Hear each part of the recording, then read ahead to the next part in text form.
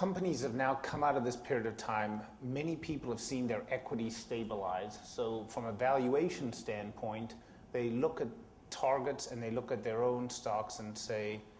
we now at least have some basis for looking at valuation that is something akin to what we have done over the last 10 or 20 years, as opposed to the last 6 months, when frankly people looked at transactions given where stocks were, and there were some deals done at 100% premiums to the marketplace because stocks had been so dramatically depressed.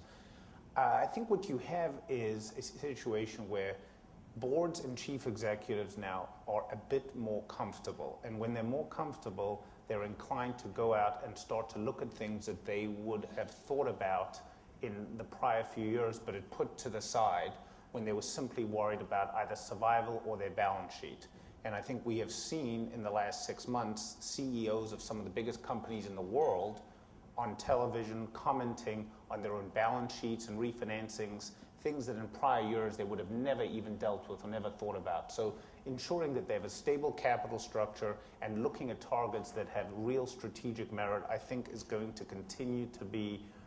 an increasing trend. The negative or the worry is something that Solly touched on before and that frankly I worry about, and that is,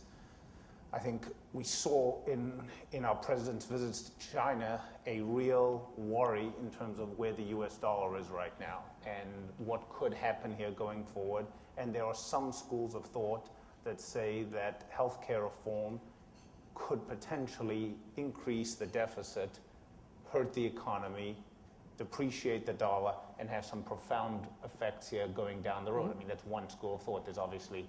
some countervailing points of view. So as companies sit and look out there, what they are very worried about, frankly, is the position of their earnings vis-a-vis the dollar, how they can make sure that they're properly hedged here going forward, and how they can ensure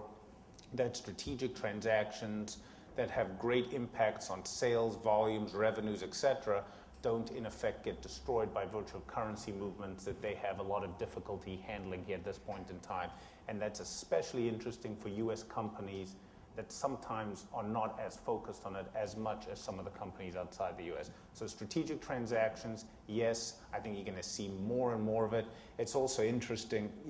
Paul, on your comment, I mean, we will have some of these recaps announced in the next few weeks, and I am surprised of the return of things like holdco notes with pick options, which I thought had been permanently buried.